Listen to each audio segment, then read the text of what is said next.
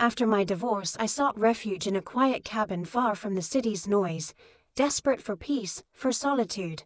But when I arrived, I wasn't alone. He was there, a quiet stranger with a familiarity that unsettled me. He was the caretaker of the cabin, a man with a rough exterior and eyes that seemed to see too much, as if he understood my pain without me saying a word. At first, I tried to keep my distance, but the pull between us was undeniable. Every time our paths crossed, the tension between us grew thicker. It was more than just the physical attraction. I could feel the emotional depth in his touch, the way he listened without speaking, the way he understood my silence. I knew I was treading dangerous waters. But the more I resisted, the more I craved him. And one night everything changed. The cabin was nothing like the busy, chaotic life I had left behind. I came here to escape, to find some sense of peace in the stillness of nature. The air was crisp, the trees whispering secrets in the wind, and the cabin itself was a cozy refuge from the storm I had been living in. The divorce had torn me apart, leaving scars that no one could see but me. I thought being alone would help, that solitude would be my salvation. But the moment I arrived, I realized I wasn't as alone as I had expected. He was there standing at the edge of the porch, watching me as I unloaded my bags from the car. The man who would be my caretaker for the duration of my stay, I was told. But there was something about him, something unspoken that made me feel both uneasy and strangely drawn to him at the same time. He was tall with broad shoulders and rough, calloused hands that spoke of a life lived outside of the city's comforts. His eyes were dark, almost too intense, and when he looked at me, I felt as if he could see right through me, peeling back the layers I had so carefully built over the years. I offered a small smile, but he didn't return it. Instead, his gaze lingered, measuring me in a way that made my heart race. There was a quiet strength about him, a kind of confidence that made me feel like I had to prove myself. I was used to being in control, but in his presence I suddenly felt like I had lost that control. "You're the caretaker?" I asked, trying to sound casual, though my voice betrayed a slight tremor. He nodded, his deep voice surprisingly soft. "Yeah, I'll be around if you need anything." I nodded and tried to walk past him, but his presence was like a weight I couldn't escape. I felt his eyes follow me as I moved toward the cabin, my every step becoming heavier, like I was being pulled by some invisible force. The first few days passed in a blur of isolation. I spent my time reading, walking through the woods, and staring out at the vast expanse of nature around me. But no matter how hard I tried, I couldn't ignore him. He was always there, just out of reach, but never far enough to make me feel comfortable. It was the way he moved, silent, deliberate, as if everything he did was intentional, and the way his eyes would catch mine whenever I wasn't looking. I couldn't help but feel like he was watching me, studying me, understanding me in ways that no one else had. One evening I found myself standing on the porch, watching the sun dip below the horizon, the colors of the sky bleeding into each other. I hadn't noticed him approach, but when I turned, he was standing a few feet away. His presence as commanding as always. "You like to watch the sunset?" he asked, his voice low and smooth. I nodded, unable to form words. There was something about his voice that made everything inside me feel alive. Like every word he spoke struck a chord deep within me. "I do too," he continued, taking a step closer. "It's peaceful here. A good place to forget." His words hit me like a wave, drowning me in the raw truth. I wasn't here just for peace. I was here to forget, to bury the memories of my marriage, the way he had looked at me just before everything fell apart, the way I had felt invisible for so long. But in this man's presence, I felt anything but invisible.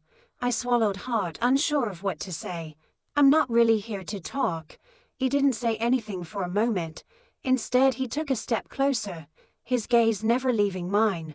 I could feel the heat from his body, even though we were still a few feet apart. The air between us was charged with an energy I couldn't explain. "You don't have to talk," he said softly, his eyes locking onto mine with an intensity that made my heart race. "But sometimes just being around someone else, that's enough." I was frozen, caught in the web of his gaze. My breath caught in my throat as I realized just how close he was now. His scent, earthy and musky, filled my senses, and for a moment I forgot about everything else. His proximity was overwhelming, and I felt the familiar stirrings of desire that I hadn't felt in years. It was as if his mere presence ignited something inside me, something I had buried beneath the surface, something I was afraid to confront. I took a step back, needing space, needing air. But he followed me, his steps silent on the wooden porch. I can't. I stammered, my voice shaking. He stopped, his gaze softening just slightly, but the tension between us remained palpable. "You're not ready," he said, his voice gentle but firm. "But you will be." And with that he turned and walked away, leaving me standing there, my heart pounding in my chest, my body humming with an energy I couldn't ignore. That night, as I lay in bed, I could still feel the heat of his presence, like a shadow that wouldn't leave me. I wanted to push him away, but deep down, I knew it wasn't him I was trying to escape. It was myself, my fear of letting someone in again. But the next day he was there again, and I couldn't shake the feeling that our paths were bound to cross in ways I couldn't predict. The tension between us was undeniable, and it was only a matter of time before it would break. I just didn't know if I was ready for it or if I ever would be. Days passed, but the quiet intensity of his presence didn't fade. In fact, it only grew stronger. I would wake each morning feeling his absence like a gap in the air, knowing he was somewhere close, watching, waiting. Every time I crossed paths with him, the atmosphere thickened, charged with unspoken words, with emotions neither of us dared voice. I began to notice the way he moved, slow, deliberate, how his gaze would linger just a moment too long, tracing the outline of my face, my hands, the curve of my body as I worked or wandered through the woods. It was as if he were cataloging every detail of me, committing it to memory in ways that left me breathless. And I, despite myself, began to do the same. The way his jaw clenched when he thought I wasn't looking. The way his eyes softened when he thought I wasn't paying attention. It was like we were dancing around a truth neither of us was ready to face. I told myself that I wasn't here for this, that I came to heal, to find peace. But with every stolen glance, every moment of silence between us, I felt something else stir, something deeper, and it scared me. One evening as the sun dipped low, painting the sky in shades of orange and purple, I found myself at the edge of the porch again, watching the world shift. The air was cool, the night promising to be still, but it wasn't. It never was when he was around. "I didn't expect you to be here," I said, my voice almost lost in the silence, the words slipping out before I could stop them.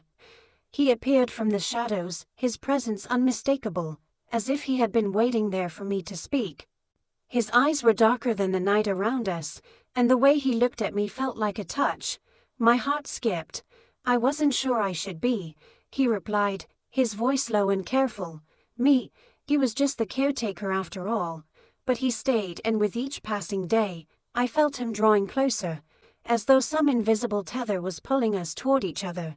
It was undeniable, this pull between us.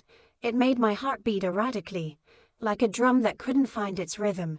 We stood in silence for a few moments, the air thick with everything neither of us was willing to say.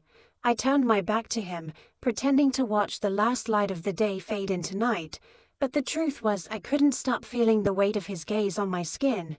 "You don't have to pretend," he said softly, his voice coming from behind me, close but not too close.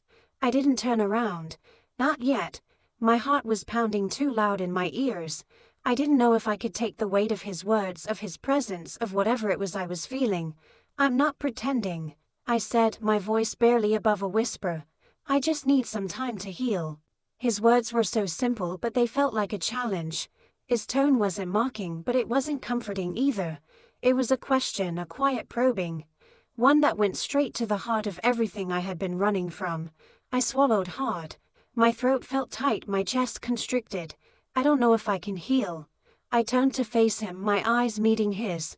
"How do you heal from something you don't know how to let go of?" He stepped closer, his presence enveloping me like the night itself. "You let go by holding on to something else. Sometimes it's not about forgetting. It's about finding something worth remembering." His words hung in the air between us, and for the first time I felt like he wasn't just the caretaker of the cabin, the stranger in my life. He was speaking from some deep place within himself. I could feel it, the unspoken pain, the vulnerability that seemed to reflect mine. I could tell he wasn't just speaking about me. He was speaking about himself too. We were both running from something, from pain, from guilt, from the ghosts of our past, but neither of us seemed ready to face it fully. We danced around it, tested each other, tested the boundaries of our emotions, our desires, our fears. I couldn't tell if he was aware of the way my pulse quickened when he was near, or if he felt the same tightening in his chest when our eyes met. There was something undeniable between us, and it was beginning to consume me. I wanted to run to escape, but I couldn't. His presence was like a magnetic force pulling me closer even as I tried to push away. His next words came in a low, almost hesitant whisper. "What if you didn't have to do it alone? What if I could help you let go?" I didn't respond immediately. His words, so simple, were full of layers. The temptation was there, like a promise I didn't know if I could keep. He was offering something I hadn't even allowed myself to want. I had spent so long convincing myself I didn't need anyone, but standing there in front of him with the tension between us crackling, I realized how badly I wanted to give in. "You don't have to," I started, but he stepped closer, his eyes never leaving mine. "I know," he said softly, his voice carrying a weight of understanding, "but sometimes we need someone to remind us that we're not as broken as we think we are." And that was the moment where everything shifted. I wasn't just a woman with a broken past anymore. I wasn't just the divorce hiding from the world. I was a woman who had been seen, understood, and desired by the man standing in front of me. His words weren't just about healing, they were about connection, about acceptance. As he stepped closer, closing the space between us, my breath hitched. I could feel his heat, the raw intensity in the way he looked at me. Every boundary I had set up, every wall I had built to protect myself felt like it was crumbling in that single moment. I was no longer afraid of what might happen. I didn't care. And when his lips finally met mine, it wasn't a kiss of desperation or haste. It was a kiss of understanding, of raw vulnerability, of the kind of connection that didn't need words. It was more than just physical.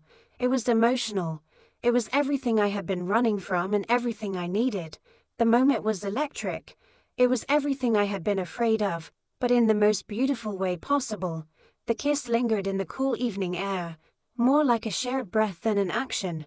His lips were soft yet firm, a stark contrast to the intensity that radiated between us. I had expected to pull back, to fight it, to run, but I didn't. I let myself be consumed by the fire that I had been trying so hard to ignore. And in that moment, the world outside the cabin ceased to exist. There was no past, no pain, no fear, just him, just us. His hand cupped the back of my neck, pulling me closer, the roughness of his fingers, a sharp contrast to the softness of his touch. I could feel the pulse in his wrist as it pressed against the skin of my throat, and I felt the sudden, undeniable truth. This was more than just a kiss.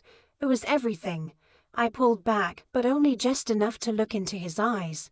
They were dark, intense, filled with an emotion I couldn't place, but felt in the very marrow of my bones. There was no hesitation in his gaze, no second-guessing. He knew what he wanted, and it was me. "You don't have to do this," I whispered, even as my body screamed the opposite. "This isn't what I came here for." But he was already shaking his head, his thumb gently brushing the side of my face as though to erase the doubt in my mind. "I know exactly what you came here for," he replied, his voice thick with emotion. "You came here to escape, to forget, but you're not just running from your past. You're running from yourself, and you don't have to do that anymore." I closed my eyes, the weight of his words settling deep within me. I had come here to find peace, but peace had never been this complicated. Peace had never been this consuming. He wasn't just reminding me of my past. He was pushing me to confront it, to confront everything I had buried, everything I had been running from for so long. The tension between us was palpable. I could feel the heat radiating off his body, pulling me toward him as if some invisible force had taken over. Every nerve in my body screamed for more. But I was scared of what would happen if I let go, scared of what it would mean to allow him to see all of me. But in that moment I realized something. I had spent so long hiding from the world, building walls around my heart, my body. I had convinced myself that I didn't need anyone, that I was fine alone. But he was here, and in his eyes I saw the invitation to be seen, to be understood in ways I had never allowed anyone to understand me. "Are you afraid of me?" he asked, his voice a whisper now, almost as if he were afraid of the answer. I wanted to say no. I wanted to tell him that I wasn't afraid, that I had nothing to fear. But the truth was I was terrified. Terrified of the way he made me feel. Terrified of the way he saw me, of the way I felt as though I had no control over myself when he was near. Yes, I admitted, my voice cracking with the vulnerability I had never allowed myself to show. I'm afraid. Afraid of what this is. Afraid of what you're making me feel. His hand moved to my waist, pulling me even closer until I could feel his breath against my skin. You don't have to be afraid, he said softly, his lips brushing against my ear as he spoke. You're not alone in this. Not anymore. With that, his lips were on mine again, this time more urgent, more demanding. His hands were everywhere, on my back, my hips, the curve of my shoulders, as though he was memorizing every inch of me. I felt my body respond instantly. The tension that had been building within me for days finally exploding in a rush of desire. I reached for him, my hands shaking slightly as I pulled him closer, my fingers tingling in the soft fabric of his shirt. He groaned softly against my mouth, the sound sending a wave of heat through me. You don't have to stop, he murmured between kisses, his hands sliding down to my hips, pulling me closer until our bodies were pressed against each other. Let me show you what it means to feel alive again. I hesitated for a moment, a flicker of doubt still clinging to the edges of my mind, but it was only a moment. The desire coursing through me was too strong, too overwhelming to ignore any longer. I didn't want to fight it. I didn't want to hide from it. With a low, breathless laugh, I pulled away just long enough to look into his eyes. What if I regret this? His gaze never wavered, the intensity in his eyes never faltering. You won't, he said, his voice steady, full of conviction. Bez, this isn't just about tonight. This is about us, about what we've been hiding from, and we both know it. I couldn't argue with that. There was a truth in his words, in the way he looked at me, that resonated deep within me. We had been running, both of us, from things we didn't want to face. But right now, in this moment, it felt like everything was finally coming together, like we were both exactly where we were supposed to be. I pulled him back to me, this time more urgently, as though we were both racing against some invisible clock. His hands moved to the buttons of my shirt, his touch tentative at first, as if asking for permission. I didn't stop him. Instead, I leaned into him, letting him take control, letting him peel away the layers I had so carefully hidden behind. The fabric of my shirt fell to the floor, and his hand slid over my skin, warm and gentle, sending shivers down my spine. His lips were on my neck now, trailing soft kisses along my jawline as I gasped, my hands gripping his shoulders, my body aching with the need to feel more, to feel everything. He responded to me like a man who had waited too long to touch, too long to be close. And I responded to him with the same hunger, the same urgency. When his lips found mine again, there was no hesitation, no doubt. There was only the undeniable truth of what was happening between us, what had been happening all along beneath the surface, building with every glance, every word, every touch. I was no longer afraid. I had let go of everything that had held me back. And in that moment, as he held me, kissed me, made me feel seen and wanted in a way I never had before, I knew that this was what I had been searching for all along. It wasn't just physical, it was emotional, it was healing, it was the answer to the silence I had been living in for so long. And for the first time in what felt like forever, I was truly completely alive. As the last traces of the night faded into dawn, we lay together, the quiet stillness of the cabin wrapping around us like a blanket. I could feel the steady beat of his heart against my chest, and in that moment I realized that nothing had to be perfect. It was never about having everything figured out. It was about being present, about allowing ourselves to let go of the past long enough to find something new, something real. He shifted slightly, his hand brushing my hair away from my face, his touch gentle, as though he were afraid to disturb the fragile peace we had found. But I wasn't afraid anymore. I had spent so many years locked away in my own thoughts, convinced that I was better off alone. But in his arms, I discovered that I wasn't as broken as I had believed, and neither was he. I'm not going anywhere, he whispered as though he had read my mind. His words were soft, but they carried weight. I could hear the sincerity in them, and for the first time I believed them. I smiled, my heart light. Neither am I. The tension that had once filled every inch of the room was gone, replaced by something softer, something more lasting. We had crossed a boundary together, not just in the physical sense but in the emotional one as well. And as the morning sun slowly crept through the windows, I realized that I had found exactly what I needed, not just a place to escape but a reason to stay.